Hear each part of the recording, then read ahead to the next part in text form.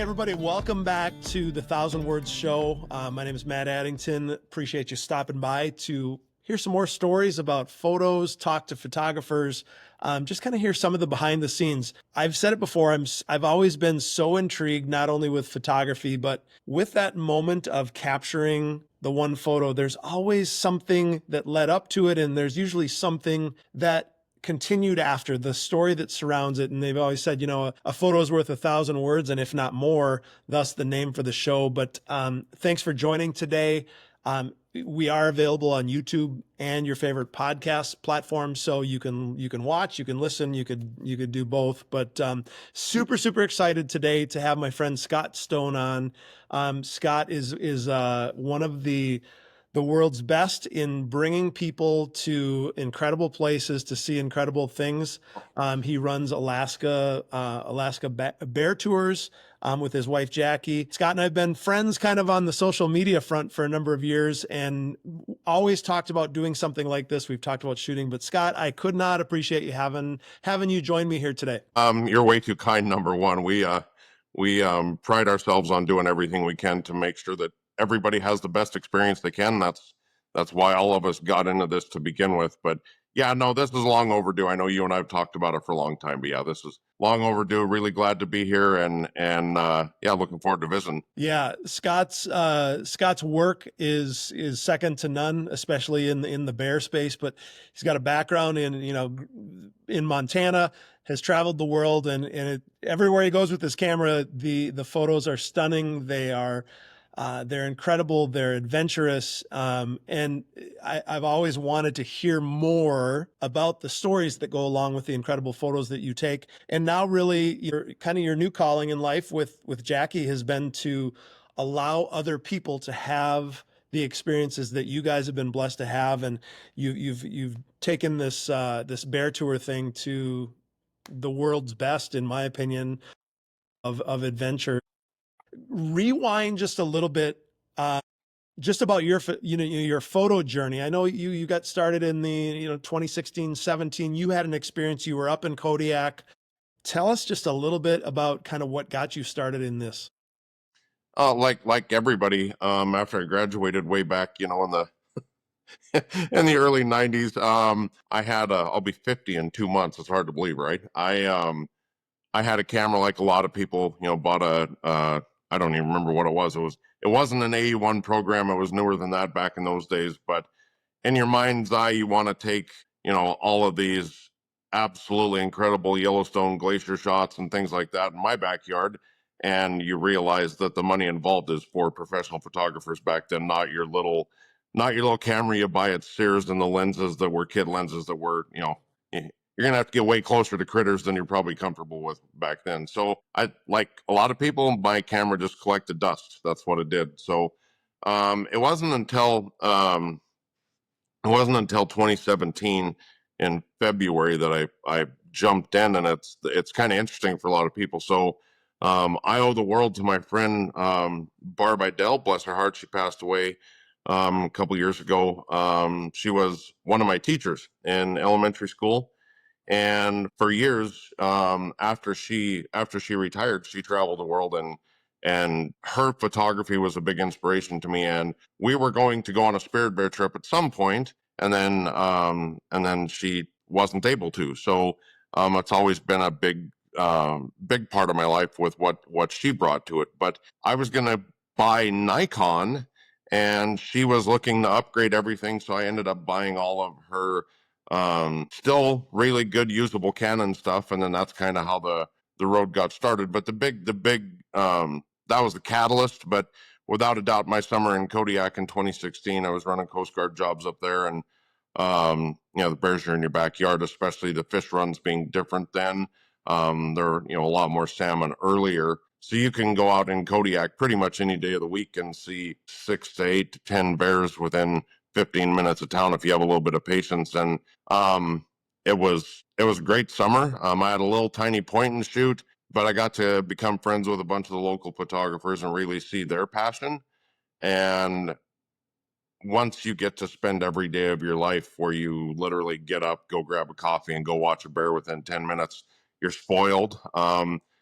And the road to Katmai, the flight service that we use now is Island Air. Used to be Dean Andrews used to have that section of it, and I owe the world to Dean.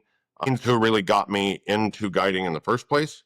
In 2017, I was a Bearview junkie.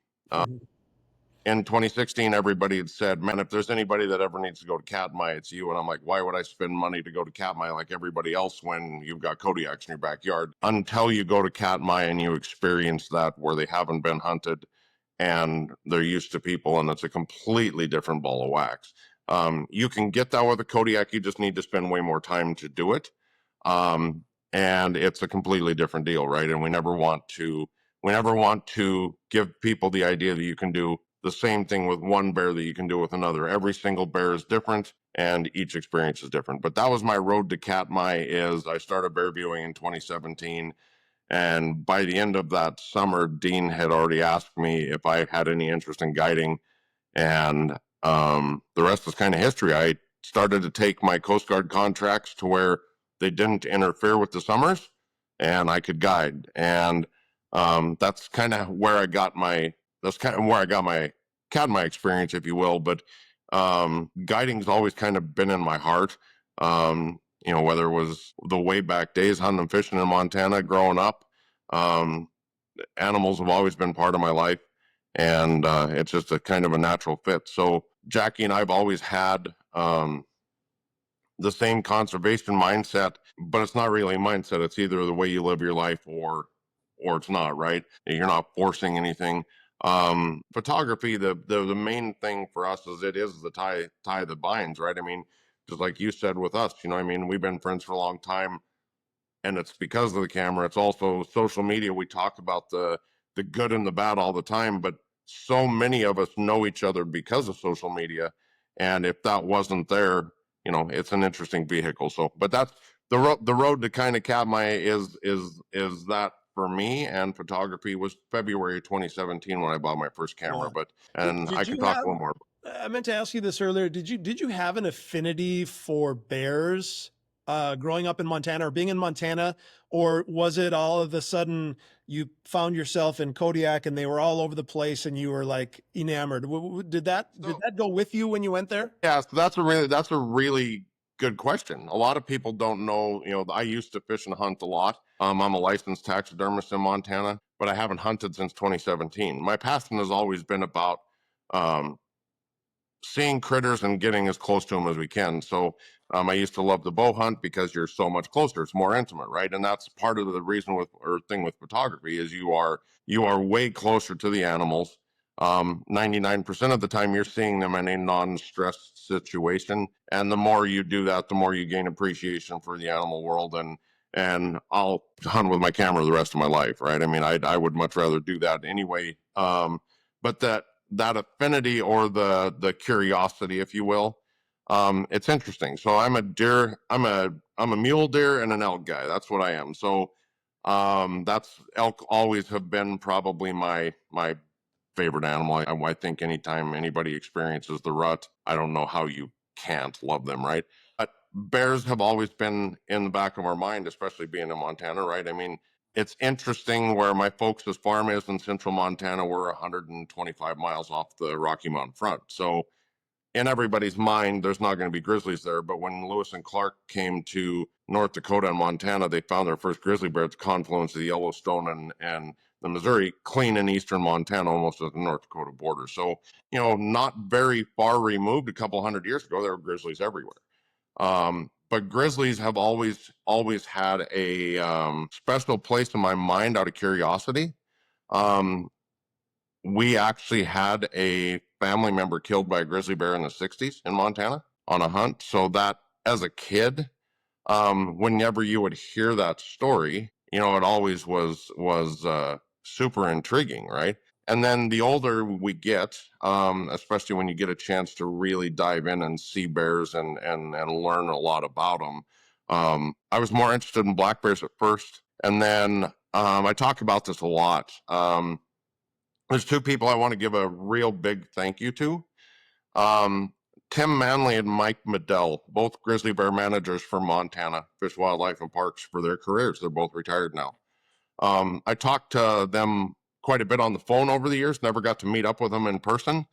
And at any point in time, they could have said, hey, enough with the questions. We're busy doing our thing. But they taught me a ton about grizzlies, especially in Montana on the Rocky Mountain front. By 2008, I spent the bulk of my time just watching bears. That's what I spent my time doing. By then, it was a real fueled passion. And then it never went away. I instead of going out with friends, I would physically go drive 2 hours somewhere so I could sit and watch an avalanche shoot for 8 hours in case I could watch a bear for 10 minutes, right? So the value in learning about them and finding ways that we can help protect their habitat was way more important to me than probably anything. So Yeah. the road to Kodiak added to that. For sure. And I think like that's a great transition to, telling me more, or telling us more about what it looks like now. I mean, you could go, you talk about go and sit and watch an avalanche shoot for hours and hours and hours with the hopes that you're going to see a bear from however far away. As hunters, as a bow hunter, your curiosity with bears has probably got a little bit of you're like me, there's a sense of fear, there's a sense of constantly being aware of what's going on. Maybe not gosh, I really hope I get to see a grizzly bear today while I'm elk hunting, but Right. now you find yourself face to face on a daily basis with these bears, almost developing a personal relationship. Talk a little bit about what you and Jackie do, what this looks like. People are dreaming of coming to join you guys on one of these trips. Talk a little bit about what bear camp looks like now when you are face to face with these critters every day. So that's what we love to do, right? Talk about what we get to do. So number one, it's probably the greatest blessing on earth, the fact that it's even considered something you can do. So there's a lot of there's a lot of different viewpoints on it. Bear viewing is one of the safest things you can do. That actually is statistically proven, right? I mean, you can physically look at that in travel. It is. But it has to be done in the right spot, right? Whether it's Tim and Marvin and the Spirit Bears in British Columbia or Finland or Hokkaido, you name it, there are places across the world where you can safely go view bears because it's being done right. The biggest thing is Katmai's rules and regulations definitely allow for safe viewing. Number one, those bears are not hunted. There's generations of bears that have seen people and know what the drill is, right?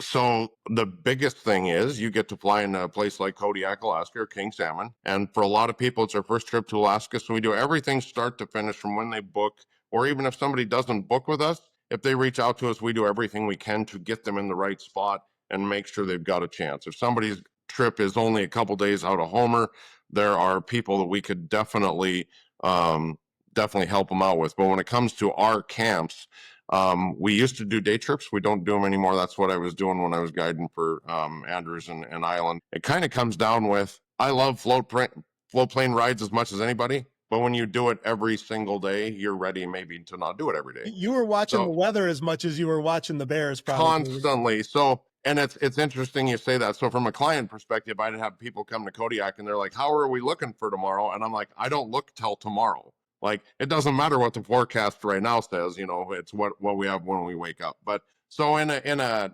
nutshell, if you flew to Kodiak, Alaska, we try and have you come in the day before just in case of weather. Sometimes you can't control that. And it might be a little foggy in the morning. But our trips to camp are based on the high tide cycle. So our clients fly in at high tide. You get there and we literally take your packs. We walk you 5 minutes to camp. Everything is there. So from a photographer standpoint, or even any guest, you literally need to bring your backpack. You need to bring waders and boots and your camera gear, and that's it. We provide everything. So you have a enclosed 5-wire bear fence, super hot bear fence. It's solar powered. It's battery backup for 3 weeks, so it's never going to run out of power. It's always on. We spray the perimeter of our camps and everything we do with simple green. Bears actually hate it. It's biodegradable, but they hate that ammonia base in it. So we spray that after every rain. We keep everything as clean as we can in camp. There's a covered bathroom tent, there's a gathering tent. Everybody has their own 3-person tent. So if you're a single person coming all that way, you don't have to worry about sharing a tent with somebody. But they're all 3-person tents. So air cots, pillows, sleeping bags, everything, table light, it's all provided. You have to bring nothing. As a photographer, you show up. We do have weight limits, and because of power consumption, we do not let people bring laptops anymore because they waste way too much time on them anyway. But bring a couple extra cards, you can download, you're good to go. If we had an issue, one of us will have a laptop, personally, Jackie or I, to help business-wise. We have Starlink in camp, we have inReaches, and we have sat phones, so everything there you could need safety-wise. The big one with the Starlink is we only turn it on about a half hour in the morning and the evening, so we don't burn a ton of power unless it's super sunny out. But we can help people change flights if need be from camp. So there's always constant communication with the flight service, park service, you name it. So we've got constant communication. Everybody knows they can touch base with their loved ones. And if you had to take a business call, we have Wi-Fi calling in camp, right? So there is that. But so you get to camp, we get you settled in. We provide everything, food, water, all that. We don't allow alcohol. We don't allow smoking, obvious reasons. We do everything by the Park Service rules, so we have to camp in certain areas. As long as you're able-bodied, it's a super slow pace. Everything in the bear world is about pace. I'll touch on that in a little bit, but your pace dictates exactly what kind of view you're going to have. If somebody's in a hurry and they go marching in and they're trying to see all these bears and they only have a couple hours to do it, going from bear to bear to bear to bear to bear, you have a energy about you that they're not going to be near as receptive to. Where if you have all day to do something, I equate it to somebody that's never seen it. Think of sitting on a putting green in a golf course and there's a bear 100 yards away, and it's going to take 2 hours for that bear to safely graze right on past you to check you out. If you don't have the time to be that patient, you're not going to get that experience. That's the thing that camp gives everybody, is we're literally out 7:30 or 8 till midnight to 2 in the morning every single day. So you've got an unlimited amount of time in a we do 4-day, 3-night. Our wolf camps are 6-day, 5-night. We're doing some lodge-based stuff as well, but the camps, everything's all included. You're got everything you need right there. You don't have to bring anything. The big one that we do, that's kind of like it's not really a bonus, but it's kind of a peace of mind thing for everybody. And it costs a lot of money with these float planes, but we fly in fresh water. You will never have filtered water in our camps. Nice. So I know from talking to you previously and kind of my experience wanting to come and playing through all these, I've shot the bears up there before in different situations, but you've got kind of almost 2 bear seasons that happen. One that, happens on the tidal flats earlier in the season. And then once the salmon start running, there's kind of the fishing season, if you will. I'm going to pull up a photo that you sent me of a bear carrying a late run sockeye, bright red with the green head, got it in its mouth kind of, and you talked about the pacing. And I feel like with this photo, you can almost just see this bear sauntering through the river. Talk a little bit about the seasonality and maybe just what's happening in this photo. Again, what happened before, what happened after, what you were looking for as a photographer. So it's interesting with these. 99% of these are going to be being in a location and knowing where to be, right? That's photography number one. You have to put yourself exactly where you think that herd bull is going to bring the cows through if you want that shot. And it's the same thing with bears. So that picture, we had watched them fish for a couple days, and basically there were a bunch of bears that would hammer this corner. If the sun got to a certain level in the afternoon, it would kind of illuminate the fish in the river. So knowing that, we went and sat up early, and we were literally just going to sit there for 5 or 6 hours, let the sun drop behind us, hit that water, and see what happened. And in this photo, there's a ton of instance where there was like 13 bears fishing that hole. And it's a matter of patience. that's how this one is. That bear knew that we weren't moving and we're static. We talk about that a lot with our ranger friends. There's different methods. The more you move, the less you see. When it comes to bears, if you can be patient, just hang out, they're going to give you the world. Geographic Harbor, I'm not saying anything that the bear community doesn't know. Geographic Harbor is one of the best places to watch fishing bears on earth. They're going to be pinks or chums. Very, very, very few sockeye go there, so there's not a ton of red. That's why it doesn't get pounded so much. But it's one of those places you can literally sit on a sandbar and the bears will walk right around you. Each location in Katmai may have different rules, and that's the thing where we talk about going with licensed CUA guides and outfitters. We pay a lot of money to bring people to the park too, and so we're super sensitive on that. People that try to operate in the park without permits have no business there. And there's a lot of really great operators. A lot of our friends are just amazing at what they do too. So huge props to Adam and Katie Rice and Brad Josephs and Drew Hamiltons and our friend Jennifer Fogel-Smith, Jen Culbertson and Willie that own Kodiak Air Service, and then Joe and Roland that own Seahawk Air out of Kodiak. 30 plus years in the bear viewing world. Just tons of experience. The biggest thing that we can offer people at camp is the fact that we never stop studying these bears, studying the place. It's an active study. Every single bear encounter is going to be different. All the body language, all of those things. In the community, a lot of times we talk about speaking bear. Once you understand their language, it's really easy to understand them, but it's also a lot of time vested to get there too.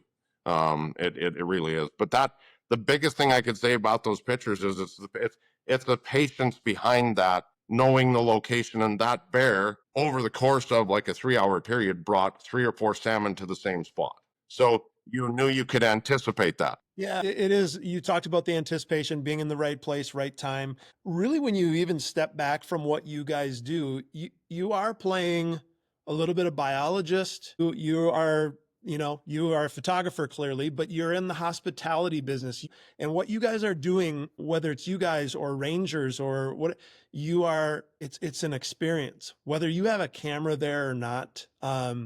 yes, you could come away with some epic photos and some things that capture moments in a really, really incredible way, but it's the experience. It's the patience. And, I think our world has gotten away from that a little bit, where we're not willing to sit and just watch and observe. We want to have the next hit that's going to, go viral on, Yep. on social media or whatever. And I think that's one of the really attractive things about what you guys do is you're there to provide an experience. And I think about you mentioned Katmai, and it's like, if you want the photo from Katmai, everybody knows what the photo Yeah. is, standing on Yeah. on the falls and waiting for that fish. And it's like, we've seen it 1,000 times. And if that's your goal, great, spend your money, go get that photo. But I think what you probably, you and Jackie find the most joy in is bringing people and letting them just like soak in the experience. Well, and you hit a big one. So like the photo at Brooks. At peak season, there's almost 750 people a day that visit Brooks and as many as 80 float planes a day. You're going to be around a lot of people. The 3 places or 4 places that we operate in the park right now, the day trips might fly in about 9:30 in the morning, and they usually leave by about 4. So we have all morning until they get there. And then from 4 in the afternoon till midnight or 2 every day, if we want to stay out that long, there's a small handful of people. A lot of times we're the only camp. We might be the only camp and 3 or 4 rangers. And the wilderness rangers and the field rangers, we owe a lot to them. It is about the experience. You hit it right on the head. I mean, we encourage everybody, and it's really fun to watch from Jackie and my standpoint. A lot of times, yes, you want to soak it in and get every image you can, but throughout the course of those 4 days, to take somebody through it mentally, the first couple hours you're pretty shock and awe because you're just walking around with grizzly bears. You're walking around with brown bears that are up to 1,500, 1,600 pounds. And it takes a lot the first time you're ever around one to really get comfortable. Well, by the time we get done, by the end of day two, you're a pro because you've been there for over 24 hours. And you're like, okay, I get this. They don't care. I'm here, and we're in a group bigger than 3 people, so we're okay. And once you get that and you get to settle down, a lot of people you'll watch, they'll literally just set their camera down and say, I want to soak this in. I don't want to be lost behind the lens. And that's a big one. Like if you're just stuck behind the viewfinder all the time, man, you're missing out big Yeah, time. that's a question I like to ask other photographers. Was there a time, or has there ever been a time where you have just put the camera down and taken in the moment? Because we feel so much pressure, and I think sometimes as a commercial photographer working for clients, like that's what you're getting paid to do, is come away with these tangible things. But some of the most valuable and most memorable times are stored on the memory bank, in your head. And I'm sure you guys get to experience that with clients often, and We even encourage it, like, take this in instead of just Yeah, we do. photos. We encourage it big time, and you're right. I mean, there's even like when I was guiding for Anders, there was I would take 1 day a week, and I wouldn't take my camera at all. I just wouldn't do it so I could soak it in. But if you ask Jackie and I what the most rewarding thing we get to do is get to watch other people's dreams come true, and we get to be front row seats to watch their face when their first bear walks past them, or when they get to see a sow and cubs decide that she wants to come over towards the group and let them see that. And we get to see tons of smiles, lots of tears. And it's crazy just in the short 4 days that people are in camp. I mean, you become really good friends with a lot of people. And there's something about being in the moment when an apex predator is walking right to you, whether it was a big cat or a bear, or, could be a bull elk or a moose coming straight down the pipe. If you're sharing that interaction with somebody, that's a tie that binds forever, because none of you are ever going to forget that.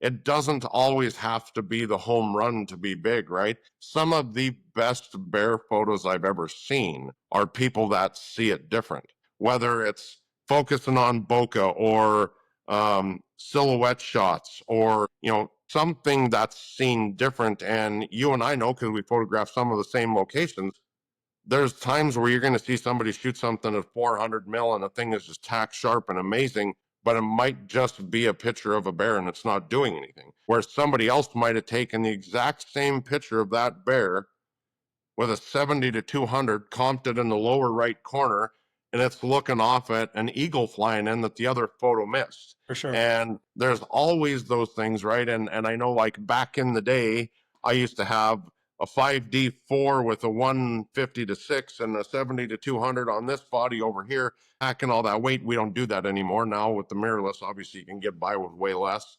When I first started, everybody wanted to have a 600 F4 on a tripod. Now none of us want to carry it. It's crazy how much it's changed. We joke that our 600 F4 just looks really cool in the living room. For We sure. use it like 5 days a year. Yeah. I think that's such a great point, and I think it's a tip that I try to give to other people, not only in the wildlife world, but in just the world of photography. Amy Harris and I talked about it on a previous episode of Thousand Shows, or Thousand Words, where you can you can be with someone, share the experience. One person is getting that 400 mil tight portrait, and at the same time you pull out a 24 millimeter and shoot have these environmental portraits. I love that everybody's got a little bit different perspective, but the experience that you talked about and being able to share that with people, you can be by yourself. And I love shooting alone. I love that time with animals, that time just in creation and enjoying those things. But there's something really, really special about being able to share it with someone and talk about it forever. 100%. Jackie and I always say, if you ask us today, if you told me you have to choose between keeping your camera and getting to go travel and get shots for yourself, or sell it all and help other people get theirs, we'd sell our stuff right now. Now. I think that's a testimony to your service too, and the fact that you guys have found incredible joy in allowing other people to experience what you have. Yeah, and there's it's super it's an honor and it's a blessing. And it doesn't matter. It doesn't matter if it's a bear or our muskox trips. You know, Iceland is another thing that we're super passionate about that we really love. We're looking for other avenues to share on a bigger scale, and I know we're going to talk about that a little bit down the road, but that's that's a huge thing to us, is to be able to share those places For sure. and be good stewards while we're doing it. We're visiting places and countries and cities where they may not want people visiting, and you know, like we absolutely love everything about Nome and going and seeing that incredible landscape and those muskox. You can see wolverines and you name it in Nome, right? We've seen lynx. Adam and Kate have had clients see lynx, but there's a lot of really neat things about places like that. And when it comes to guiding, even like for Jackie and I, a lot of people, you know, it's important for us to try and keep our rates low enough to where people can afford the plane tickets. Our camps include the cost of the flights, and a lot of don't. And so we try to keep everything as reasonable as we can for people, so more people can go and enjoy it. And it's the same thing with our muskox trips or some of the new parks that we're getting permits for. Keeping our costs reasonable so people can share it is huge. We're not in this to make money and retire right away, right? That's not it. If we can give people a reasonable number to go travel, and they know that things like tips and local donations are built into their trip, we're enrolled in 1% for the planet.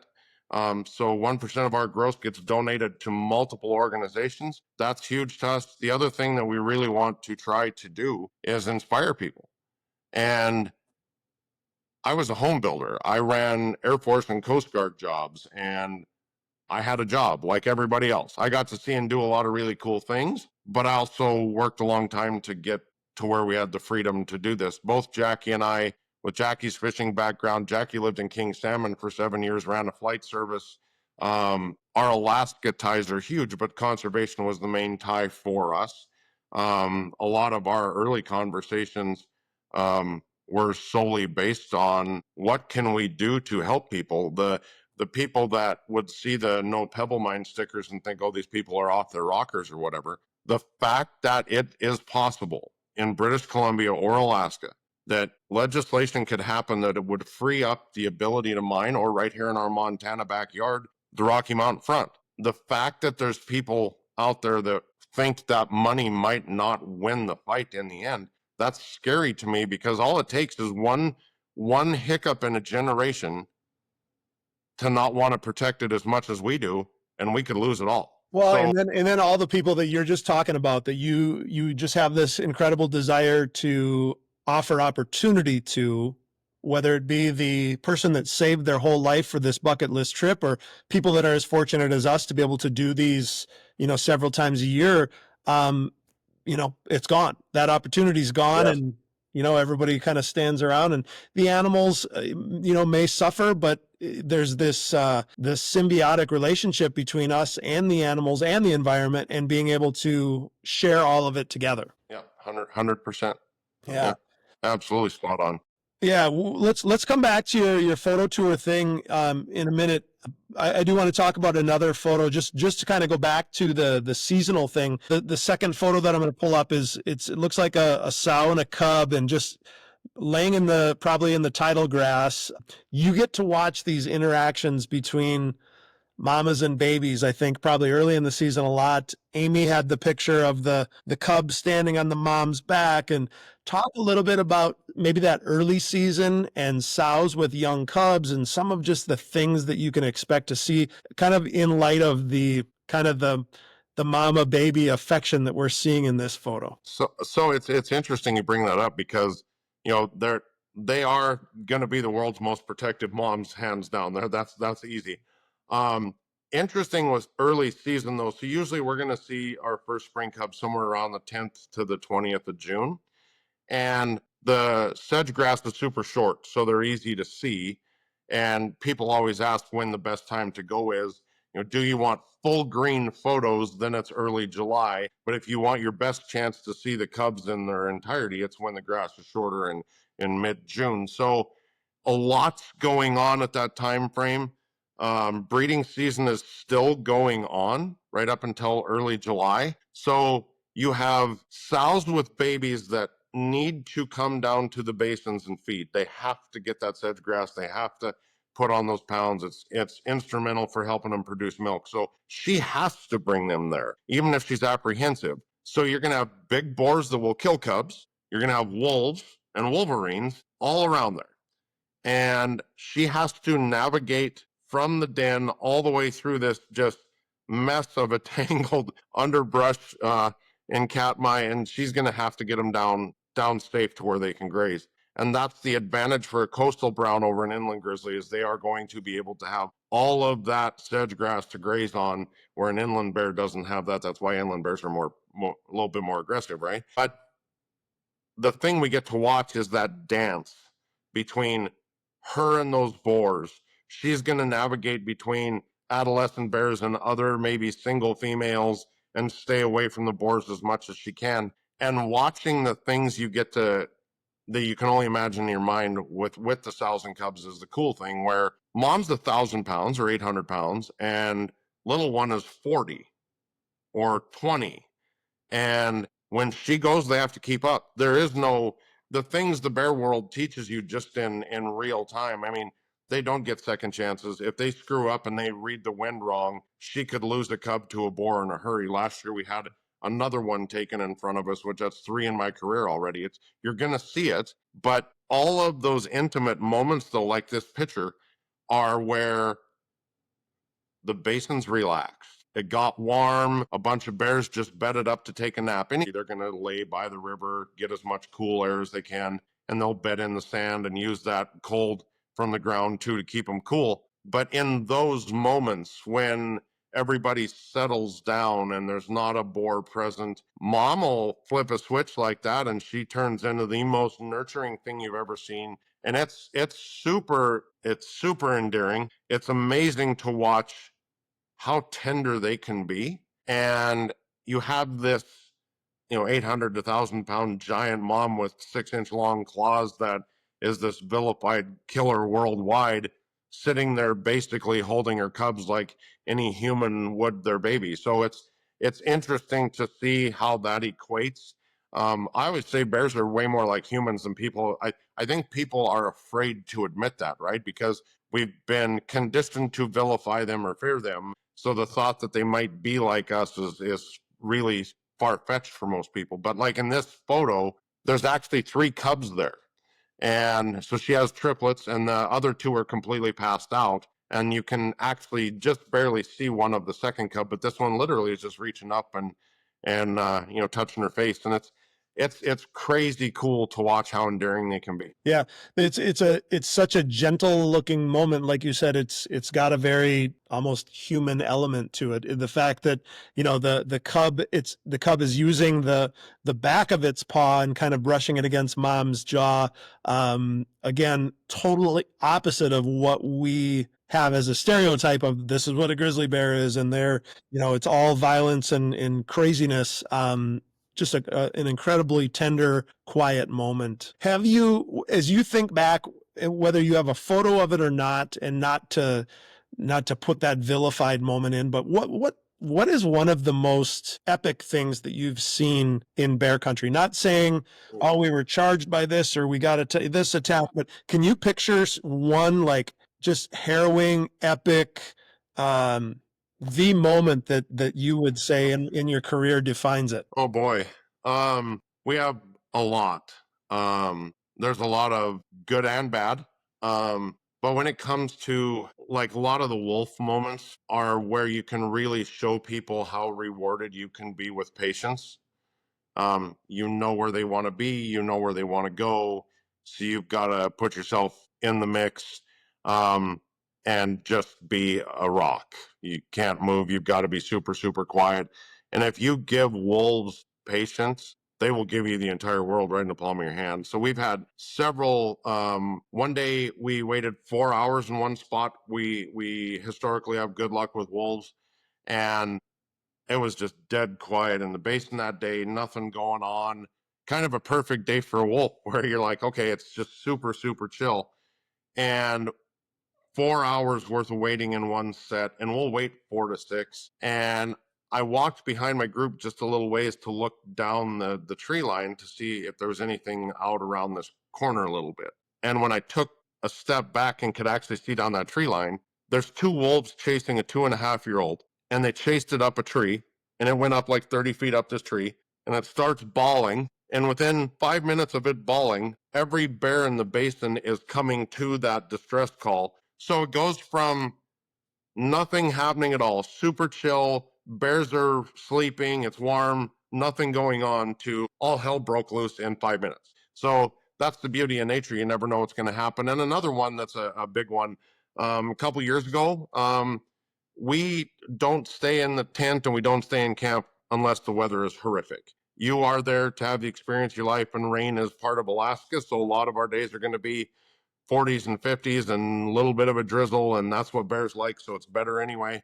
But we had a day where it was supposed to rain a couple inches, and it rained almost 8 inches. So we actually burned that day in camp, and we all laughed our asses off and had a great day. And their next day was their last day.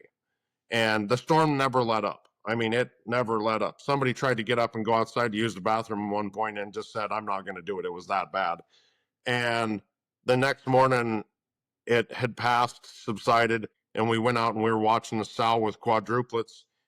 They were eating mussels on a reef. So you get to watch all those different things coastal bears do that inland don't. So it's cool, right? She's pigging through the reef bed, eating mussels, and the quads are all like 20 to 35 pounds, super, super tiny.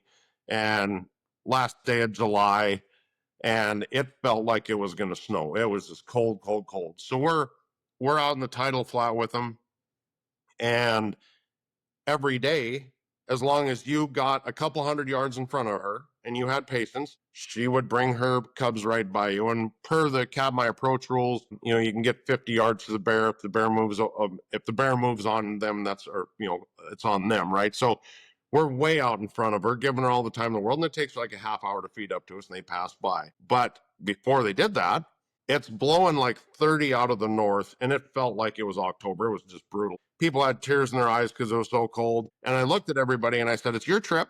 I said, I can take you over and we can get out of the wind for a half hour and warm up. But if we do that, we're going to lose our chance to have our Nat Geo BBC moment where the wolf walks out and stands right next to mom and the cubs. And they're like, let's stay here. Let's give another half hour, see what happens. So within 5 minutes of me saying that, Jackie puts her hand on my shoulder and she said, there's a wolf looking at us right there. And just like you push the button, this lone wolf walks right out, has an interaction with mom and the cubs for about 5 minutes, where I don't think it was intent on trying to kill one of the cubs, which we do see actually, but it literally came up and kind of tested her to see what she was about. And you get to watch the interactions like a lot of people would really be intrigued with how cubs, the second they smell any danger whatsoever, they see it, smell it, whatever, they're going to run underneath mom right away for protection. So we got to watch this really relaxed scene. They're eating mussels, not a care in the world, to 2 minutes later, they're all tucked under mom, popping and huffing at it. And mom's all bristled up, hair standing wide open and lunging at the wolf. And those are the things that if you don't put your time in and you're not out there, you're not going to see. And that's definitely one of the highlights. Everything you can think of, though, cubs riding on mom's back, the wolf interaction with the bears. We've seen some pretty ugly stuff. You can see what bears are capable of in a short amount of time. The one I do want to touch on real quick is, people ask us all the time, how often do we see bears fight? The answer is they're just like big bull, elk, and moose. They don't want to fight.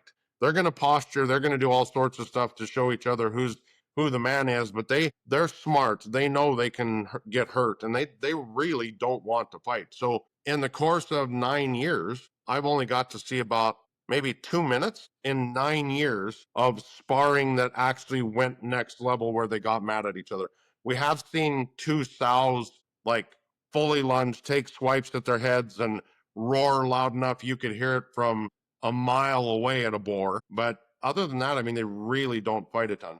So tell me a little bit about this really light colored bear, edge of the water. I don't want to assume that it's a polar bear because it probably isn't. But is this the famed spirit bear? That is a spirit bear. So huge props, Marvin and Tim and Lee. You guys are incredible at what you do. You want to talk about making dreams come true.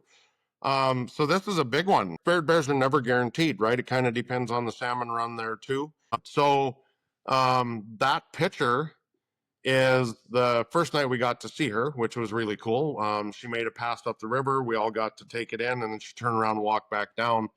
And she's standing there eating mussels, and so she's out on the edge of the coast, right at the mouth of the river, the stream. And this is all of us walking on our way back to the boat before we go back to Hartley Bay for the night. So she not only gave us this really cool show and we get to see her in the river, but then we got to see her, seaboard eating the mussels, which it's really cool to watch them do that. Um, bears get calories in every possible manner. And if you look at her, her name's Warrior. She's got a scar on her nose. They can get a ton of calories from mussels and clams, and those BC coastal bears, whether it's blacks or grizzlies and Alaskan grizzlies, they definitely get a lot of calories from clams and mussels. So this was really cool to see her in that environment. I've got that wide angle too that shows the other island across the way and a lot more of the bay, but everything about that trip was incredible for me. It's something where, when you go on a trip where it's not a guaranteed thing, we were blessed. We got to see her 5 days in a row. And she spent each day we got a 5-10 minute window with her. We had black bears within 4 or 5 feet of you. There's some incredible ecosystems on Earth. What Tim and Marvin and Lee and all of those great people around Hartley Bay are protecting and sharing with people is next level. Spared bears is something you need to do. You need to do once in your life for sure. Very cool. Talking about different ecosystems. One kind of quick question that I want to lead into your focus photo tours, but a personal question for you. Of all the amazing places that you've gone and the photos that you've taken and the experiences you've had, what would be a bucket list trip, destination, animal, or even a specific photo that you've got in the back of your mind that someday you'd like to do? So this one would probably be intriguing to a lot of people. So of course we're on a personal mission to see all 8 bear species and make that happen. So panda in the wild would be cool, but personally something that's been ingrained in me my whole life because I am a huge sheep guy. I want to go to the Middle East and I want to photograph Marco Polo rams, ibex on the sheer cliffs, that type of landscape, the Himalayan things, the snow leopards, Pallas cats, Tibetan fox, the super rare stuff would be really cool, but it's always been a dream of mine though. If I had to pick one, it would be I'd spend my last penny to get the world's best photo of a Marco Polo. You and Jackie, I want to ask this in a two-part and let you lead into focus photo tours, but talk about how the two of you came together and now what you guys are trying to do. You've got focus photo tours as kind of your new venture that I think is expanding in just really, really exciting ways. Talk a little bit about both those things.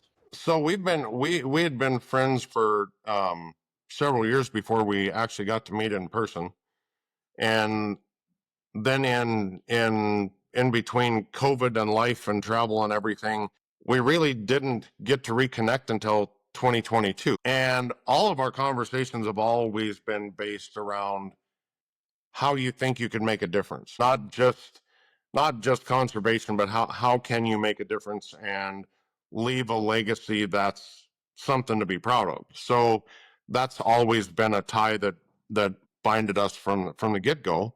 And from a photography standpoint, Jackie didn't really start shooting until we went to Churchill 2 years ago. We had got her a brand new camera and stuff before we went to Iceland in April of 23. And it's one of those, right, when you get a brand new camera before you go on the trip things, and she just sat back and enjoyed the trip. And then the camera kind of sat there until we were getting ready to go to Churchill. And then she dove in and she's concentrating a lot more on video than I do. But our main thing is always making sure our clients have the best. Like if I could ever take anything that anybody says about us that means the most to me, it's that we have super close friends that travel the world with lots of guides, and they say they've never met anybody better at making sure their clients get everything before themselves. Because a lot of guides will have a bad stigma where they'll get people to the critters and then they're all of a sudden cutting in front of people to get their shots. We do everything we can to set people up to give them the best success they can. Um, we had some groups last year that were just incredible and super apprehensive. They were scared to fly. They were afraid of the bears, all of those things. And by the time they left at the end of their 5-day trip, they were pros, man. They knew what was coming. They knew where to be. They knew all the shots they were getting, and they were amazing, amazing people. We get to see that transformation, which is huge.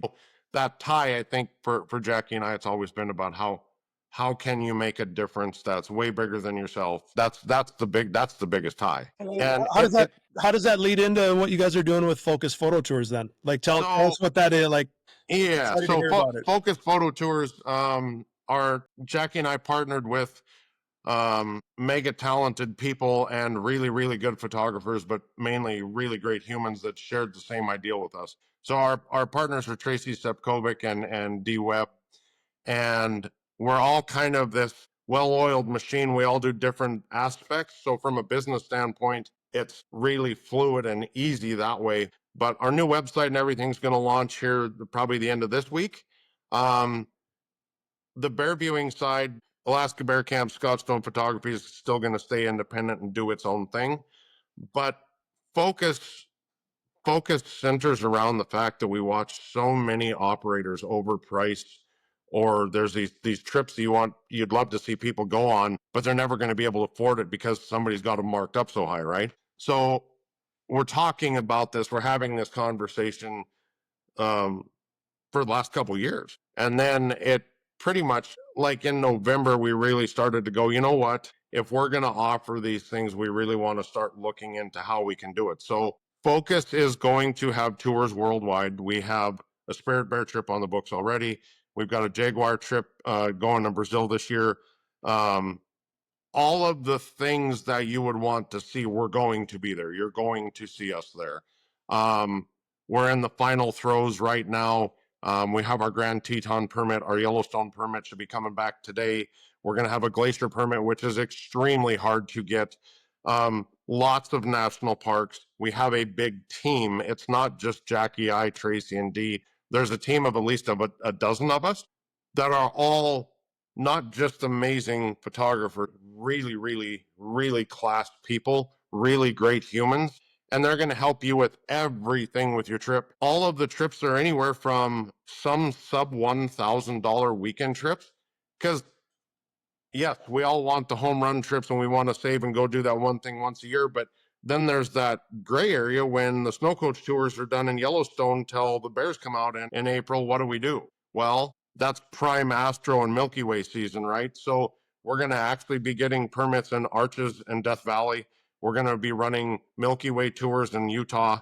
All sorts of different places will have permits, but Central America, Svalbard trips, Iceland, Greenland, Arctic foxes, lots of birding trips in Central and South America, um, Pontanel, Africa, you name it, we're going to be there. We're working on snow leopards and Pallas cats right now. So by the time we hit May, if you were to log on and check out the site this weekend, you're going to see a bunch of trips already. We've got so many, I can't say them all.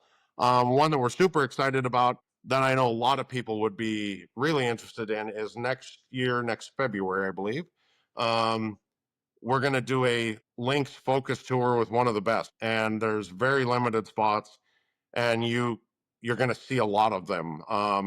It's never a guarantee in wildlife, but if anybody can pull it off, this guy's got it dialed in. So a couple little things about Focus that I know people really would be interested in. Number one, when you book a trip with us, you immediately get logged in through Travify. You have an app for your trip. So instead of having to keep track of emails and where my flights are and a group chat and all of these different components, you have a text, you have WhatsApp, all of these. You actually have an app everything goes straight into. So for your trip to Alaska, all your information's in your app. And also add booking. If you choose it, you can choose to use our travel manager. And she is extremely experienced and very, very, very good at what she does. She's worked with multiple big name companies, and Lillian is the best. So for a small fee, you can have someone manage your travel for the trip entirely too. So it's not just about photography. It's about how can we help you have the best experience, A to Z, with everything fully taken care of. We donate to local charities. All of the tips for the guides, hotel staff, and wait staff are built into all the trips. Everyone is getting taken care of everywhere we go. And the biggest thing is we're trying to do these at price points where everybody can have an opportunity to do it. There's going to be different classes of trips, everything from, like I say, $1,000, $1,200 for 3-day little getaway to Glacier for somebody that wants to shoot the yellow larch in the fall and maybe get a late fall grizzly bear, right? And that's super doable trip. So a lot of these are based on how we can help you get somewhere to see something that a lot of people aren't offering at a way better price point and still be able to give back. Yep. That's the biggest thing. I can encourage, and I hope selfishly I'm able to join you on some of these, but for those people who are watching or listening that they've wanted to go on a photo trip or they wanted to do something like this, speaking for the two of us and the rest of your team who have traveled internationally and traveled with gear and dealt with permits and all of the logistics of getting to the point where you're actually shooting photos of something that you went there for, to have a service like what you guys are offering at price points that are manageable, sounds like an absolute home run. Not having to deal with all of those things, and with the experience that you have, Jackie's got, and obviously the rest of the folks on your team, like I said, absolute home run for anybody that wants to sound like have a menu of places to go all around the world to see and experience really cool things. Yeah, no, we appreciate it. I mean, it's an honor to be able to be in a position to offer it, and that's the biggest thing for us. Like we say, is we want to share it. That's what it's about. And if we can help people see these places at a more reasonable number and still offer a really, really, really fulfilling trip, that's what it's about. A lot of these other trips too, I want to say with Focus, including our bear viewing side, we're trying to have a biologist join one of our wolf trips this year. But a lot of the trips we're going to offer through Focus, there are speaking engagements by biologists, conservation minded folks that are local to that area. And everywhere you go with Focus, this is one of the biggest things we talk about all the time. I don't know anything about elephants. I'm not going to guide elephants, right? So everywhere we go, we're using the best local guides we can find. Also, we don't just do it by a number like, oh, that's a little high, we want to go with this person. We do not do that. If someone does not have a good reputation in the field, we are not going with them. We are doing as much homework as we can to put the best people we can on the plate for everybody. I think you've mentioned that a couple times, and I would give testimony to it too, that you've made a great effort to make sure people have great experiences, and you've mentioned it several times, like great people, great service, wonderful humans. Like having the wrong person in your camp or along can make a trip pretty miserable. And you guys have made that a priority with your Alaska camps, with your bear camps, but knowing, you and Jackie are striving to provide a wonderful experience with, the great people that you are, which makes it, the investment in a trip like this even more valuable. So thank you for doing that and being deliberate and intentional about making sure that that part of the experience is equally as valuable as maybe capturing the beautiful photo or having the right animals in front of you. Right. No, we appreciate that. We really do. What's the website going to be here coming out in the next? It's focusphototours.com, and we will have both Facebook and Instagram. That will all be there, and we'll actively be posting and sharing a lot on those. At any point, anytime, anybody can email us, call us, whatever, any question they have. It's all going to be out there and reachable. We're really excited to let this run finally. It's been a lot of work. I know the last, we were joking the other day about that. We work harder in the off season than we do at camp, and we work 16 hours a day at camp. So, but if we get to help make some other people's dreams come true, then that's what it's all about. I just think that's so great because like we talked about earlier, you guys have found joy in what your purpose is in being able to allow other people to experience what you have. And Focus Photo Tours is going to provide that for so many people. I'm really excited, not only for you guys, but for the clients that you have booked and that you will book, and just to kind of see what this turns into for you guys as we move forward. You were gracious enough to offer a 10% discount if you use the word 1,000 words 10. So we'll definitely get that out there. Whatever I can do to kind of help you guys push this forward. And I really appreciate being able to talk to you again, to have you on, to hear more about what you do. Social media has fostered this really cool friendship, and I look forward to the chance to share some more of these experiences with you down the road, but couldn't thank you enough for coming on. No, likewise, man. We appreciate you having us, and we'll save you a spot in camp. Absolutely. That sounds great. But that's going to do it. I know Scott and I could kind of keep rambling and talking about all these exciting things for a long time, but thank you for joining today, for listening, for watching, whatever it might be for you. Appreciate the support here. Get out and check out Scott's Instagram, @stone_images. His wife, Jackie, is AK Real Girl. You can find Focus Photo Tours soon on all of your website, social media platforms. We'll share all of those here. Make sure and go check those guys out. They're booking so far. They're so good that they're booking so far out, but look into it down the road, because talk about what would be an A1 lifetime experience with Scott and Jackie and their crew. So thanks for joining today. We'll catch you again here and tell some stories about photos coming down.